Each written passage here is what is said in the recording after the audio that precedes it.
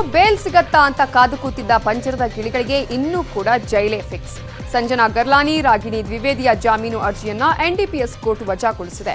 ಇನ್ನು ತನಿಖೆಯ ಹಂತದಲ್ಲಿರುವ ಕಾರಣಕ್ಕಾಗಿ ಜಾಮೀನು ನೀಡಲು ಆಗದು ಅಂತ ಹೇಳಿದೆ ಕೋರ್ಟ್. ಹೀಗಾಗಿ ಜೈಲೇ ಫಿಕ್ಸ್. ಕೋರ್ಟ್ನ ಈ ಆದೇಶ ಹೊರಬೀಳುತ್ತಲೇ ಪರಪ್ಪನ ಅಗ್ರಹಾರದಲ್ಲಿರೋ ನಟಿಮಣಿಯರು ಕಣ್ಣೀರಿಟ್ಟಿದ್ದಾರೆ. ನಟಿಯರನ್ನ ಕೊರೋನಾ ಕ್ವಾರಂಟೈನ್ ಸೆಲ್ನಿಂದ ಸಾಮಾನ್ಯ ಸೆಲ್ಗೆ ಶಿಫ್ಟ್ ಮಾಡಲಾಗಿದೆ.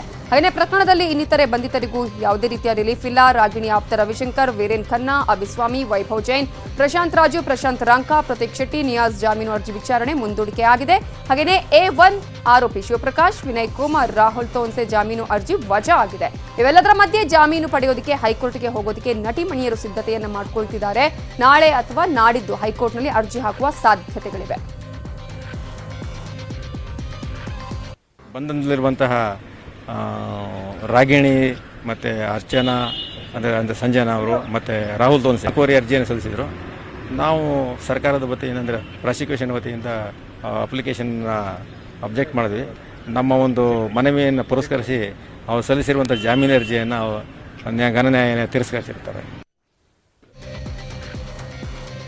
ಅಧಿವೇಶನ ಮುಗಿಯಿತು. ಈಗ ಬಿಎಸ್ವೈಗೆ ಸಂಪುಟ ವಿಸ್ತರಣೆ ಮಾಡುವಂತಹ ಒಂದು ಸರ್ಕಸ್ ಮಾಡಬೇಕಾಗಿದೆ.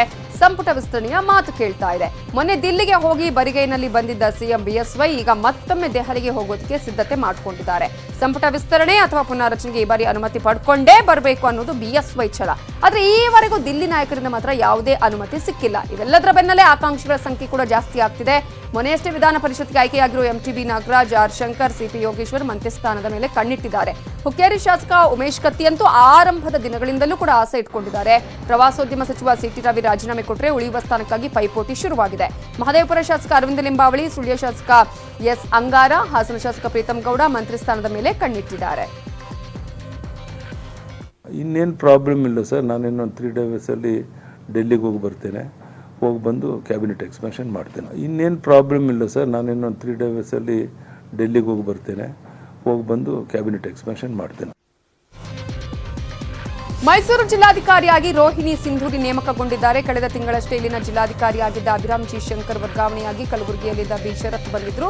ಒಂದೇ ತಿಂಗಳಿಗೆ ಈಗ ಶರತ್ ಜಾಗಕ್ಕೆ ರೋಹಿಣಿ ಸಿಂಧೂರಿ ವರ್ಗಾವಣೆಯಾಗಿದೆ. ದಸರಾ ಆಚರಣೆಗೆ ಇನ್ನು ಕೇವಲ 20 ದಿನಗಳಷ್ಟೇ ಬಾಕಿ. ಹೀಗಿರುವಾಗ ಹೊಸ ಜಿಲ್ಲಾಧಿಕಾರಿಗೆ ದಸರಾ ಆಚರಣೆಯೇ ಮೊದಲ ಹಾಗೂ ಹೊಸ ಸವಾಲಾಗಿದೆ.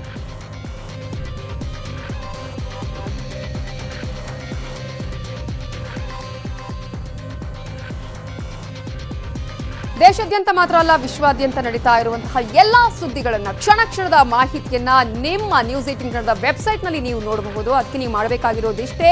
ನೀವಿದ್ದಲ್ಲಿಂದನೇ ನಿಮ್ಮ ವೆಬ್ಸೈಟ್ ಅಂದ್ರೆ ನ್ಯೂಸ್ 18 ಕನ್ನಡದ ವೆಬ್ಸೈಟ್ kannada.news18.com ನೀವು ಲಾಗಿನ್ ಮಾಡಿದ್ರೆ ಸಂಪೂರ್ಣವಾದ ಮಾಹಿತಿ ನಿಮ್ಮ ಕೈಯಲ್ಲಿರುತ್ತೆ. ಇನ್ನುಳಿದ ಸುದ್ದಿ ಬ್ರೇಕ್ ಆದ್ಮೇಲೆ.